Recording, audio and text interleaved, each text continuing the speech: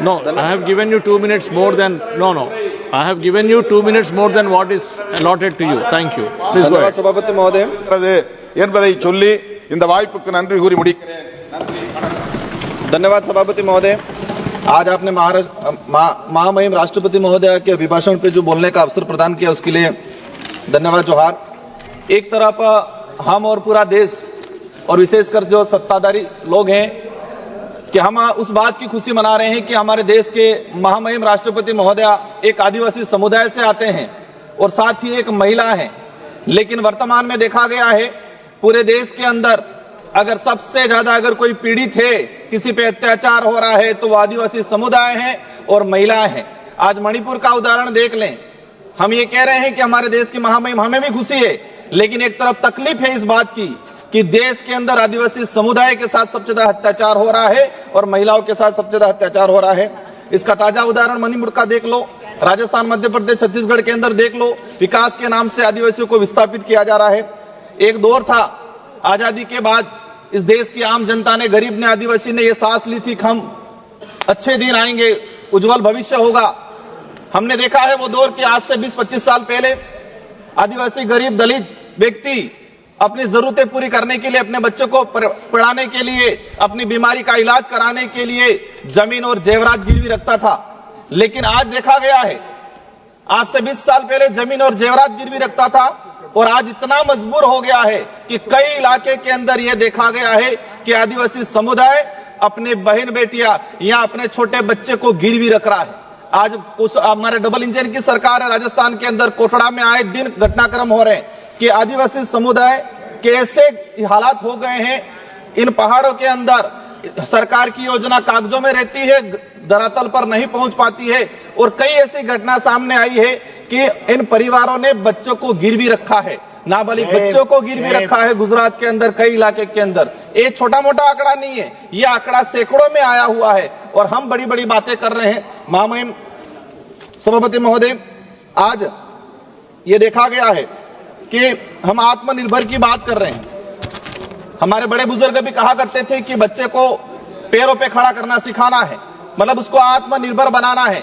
लेकिन आज देखा गया है कि देश की आम जनता आत्मनिर्भर कम होती जा रही है और किसी न किसी ऐसे माहौल बना दिया गया है कि वो हर किसी पे निर्भर होता जा रहा है। और विशेषकर देखा गया है आदिवासी, दलित या पिछड़ा वर्ग। माननीय सभापति महोदय, अभिभाषण के दौरान आदिवासी इलाके के अंदर 30 मेडिकल कॉलेज की बात हुई, अच्छी बात है, हम भी चाहते हैं। लेकिन इन मेडिकल कॉलेज के धरातल पे स्थिति क्या है? कई ऐसे केस आए हैं, एक डिलीवरी महिला उस मेडिकल कॉलेज में जा रही है, सोनोग्राफी के लिए चिट्ठी लिखवा रही है और उसका नंबर आ रहा है 1 महीने बाद, तब तक तो बच्चा पैदा हो रहा है और बच्चे का नामकरण भी हो रहा है, तब तक नंबर आ रहा है। कई ऐसे केस आए, हमारे डूंगरपुर का केस आया था कुछ समय पहले, जब व्यक्ति गया इलाज के लिए, उसका नंबर आया 1 महीने बाद और तब तक उसका अंतिम संस्कार हो गया था। ये स्थिति बनी हुई है, मतलब पीएससी सीएससी से भी बदतर स्थिति मेडिकल कॉलेज की बनी हुई है धरातल पे अंदर। अगर हम जाएंगे वहां, मैं खुद सांसद, मैंने कई विजिट किया, मेरे वहां संसदीय क्षेत्र बांसवाड़ा डूंगरपुर में, जमीर नहीं मानता वहां जाने का, क्योंकि ऐसी हालात बनी हुई है। ये पड़े रहते हैं लोग, नंबर नहीं आता है, जांच नहीं हो पा रही है। तो हम चाहते हैं कि जो योजना है उसको धरातल पे इंप्लीमेंट किया जाए। माननीय सभापति महोदय, आयुष्मान कार्ड की बात की गई, अच्छी बात होना चाहिए, लेकिन देश के अंदर ऐसे कई किस्से आए हैं पिछले 2-3 सालों के अंदर कि दवाई का पैसा नहीं मिलने से अपने परिवार की पालन नहीं कर पाया, वो इलाज नहीं करा पाया, तो आत्महत्या की गई है।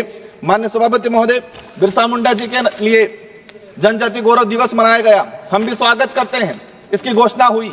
लेकिन सिर्फ घोषणा होने से, मनाने से नहीं जमेगा। बिरसा मुंडा जी चाहते क्या थे, उनके विचार क्या थे, उनके उद्देश्य क्या थे, इन पे हमें काम करने की जरूरत है।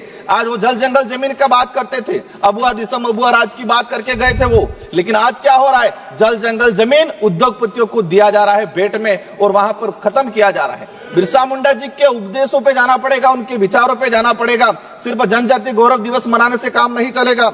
माननीय सभापति महोदय, हमने देखा गया है, एक बात सामने आई अभी जनगणना को लेके, एक बात ये समझ में नहीं आ रही, और ये मैं नहीं बोल रहा हूं कि आम जनता बोल रही है, देश की जो विवेकशील है, क्या बोल रही है कि सरकार व मीडिया के पास कुंभ में कितने लोगों ने डुबकी लगाई उसका आंकड़ा है, लेकिन मरे कितने उसका आंकड़ा नहीं है। मतलब डुबकी लगाई 30 से 35 करोड़ लोगों ने, 30 से 35 करोड़ लोगों ने, वो आंकड़ा है, लेकिन मरे कितने लोग हैं, घायल कितने हैं, किस राज्य से कितने लोग हैं, ये आंकड़ा अभी तक सामने नहीं आ पाया है।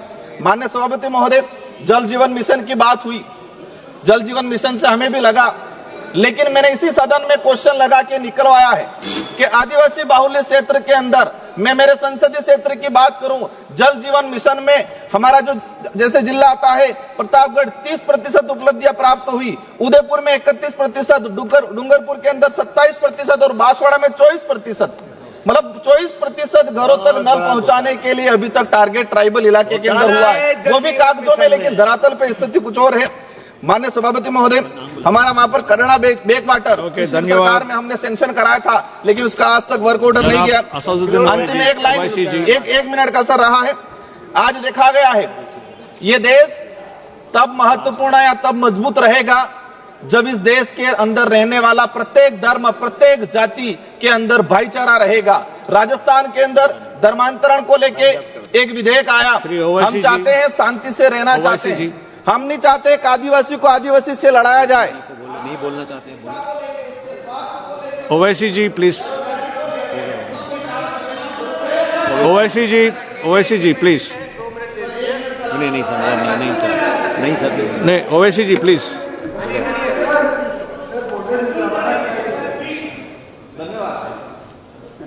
पीयूष भाई मुझे भी देंगे टाइम आप मुझे भी देंगे टाइम आप।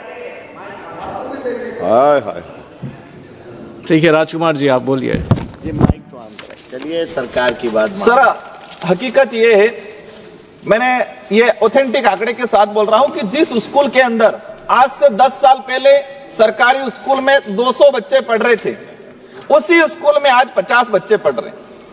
ट्राइबल इलाके के अंदर 3-3 क्लास के बच्चे एक रूम में बैठ रहे हैं, किस क्वालिटी का एजुकेशन जा पाएगा। मैं आपके माध्यम से सरकार से यही अनुरोध करना चाहूंगा, हमें कुछ नहीं मिले चलेगा, गरीब आदिवासी दलित को अच्छा एजुकेशन, अच्छा हेल्थ मिलना चाहिए, वो अपने आप सारी चीजें कर लेगा। इन्हीं शब्दों के साथ धन्यवाद, आभार, और विशेषकर मंत्री जी का। जनाब असदुद्दीन ओवैसी जी।